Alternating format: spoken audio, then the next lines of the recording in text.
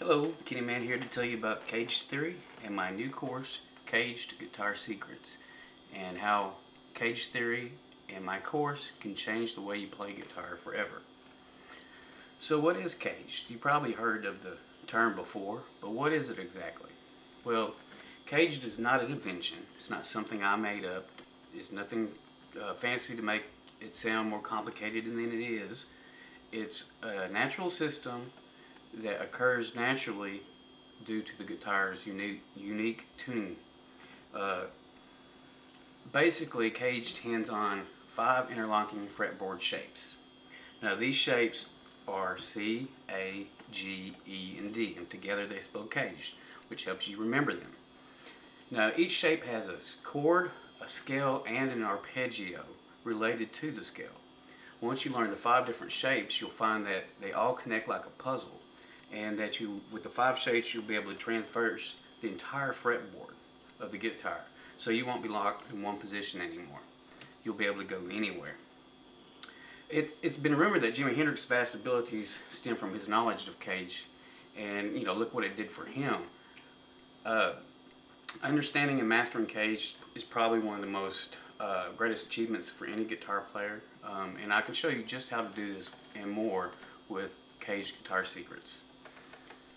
Previously I told you about the 5 different shapes. Alright, now do you know how to play a C, A, G, and E? C, A, G, E, and D chords? Can you play those in open position? Now if you can, that's good.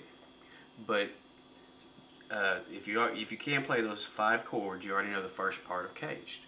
But what comes next? Now, can you play a B chord for me in the open position? Can you play an open F chord?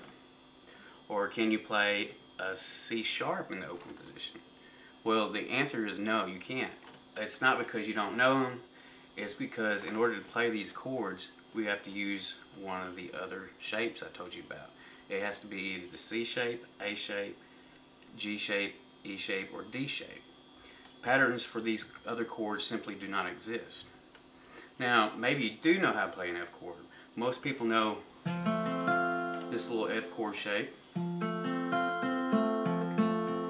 just on the first few frets. Now, it's close to the open position, so maybe it's there's no open strings, so it's not really an open chord. Maybe this is the elusive sixth shape. No, it's not that. It's an existing chord shape. In fact, it's the E shape. Perhaps you know how to play a bar chord. This is the common bar chord.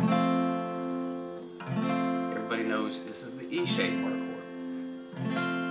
Now, if you know how to play a bar chord, you basically take your first finger and create a bar which replaces the nut.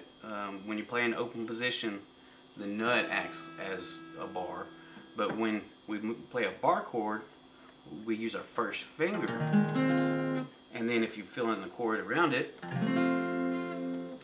Now when I play this shape on the first fret, it becomes an F chord instead of an E. And you say, well, Kenny, where'd you get the E? Well, if you move everything down one fret, you know it's an old familiar chord pattern, and that's the E. So this is the beginnings of our E shape.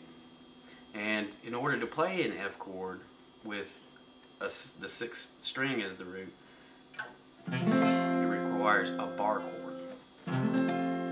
In effect, we've moved the entire E chord shape up one fret, which creates a bar chord. If you wanted to play a G chord, you'd move the bar up higher, and then on and on you can play all the major chords with that low E string as your root. Now, you can't play any other chords without using one of the 5 main shapes. There are no other shapes. There's nothing else possible. And once you know those 5 shapes, you'll be able to, again, traverse the entire fretboard. But it doesn't stop with just chords.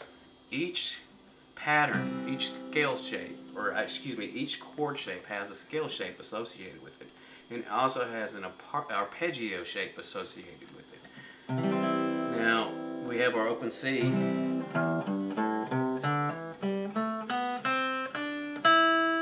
We have we have a scale shape built in that pattern. I don't have to move my fingers hardly at all to play it. And when I know the C shape scale, then I can learn the A shape scale, then the G shape scale, the E shape scale, and then the D shape scale, and then I'll be able to put it together like a puzzle, and it will transverse the entire fretboard. And then we're familiar with the shapes, so the shapes help us visualize where we're at. You know, we can see that familiar C shape, and we can see the familiar E shape.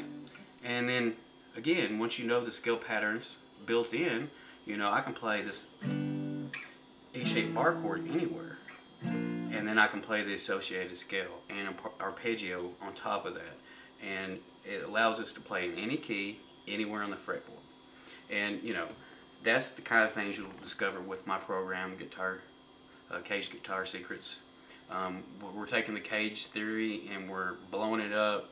This is the most concise course you will find on this subject, and I do think it will change your guitar playing forever. So sign up right now. We're running a great special. I hope you check it out. It should be right below this video, and you will find a sign up link. So, you know, give it a try.